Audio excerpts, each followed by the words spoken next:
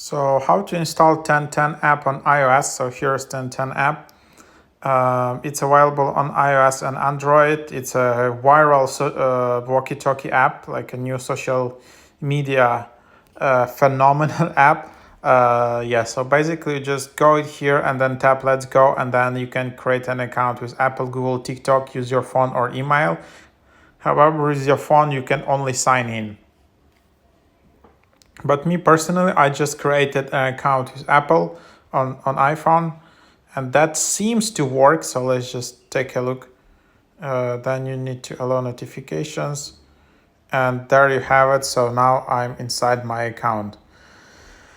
Yeah, I just got a bunch of friend requests since I made the video. But yeah, there you have it. Something around that.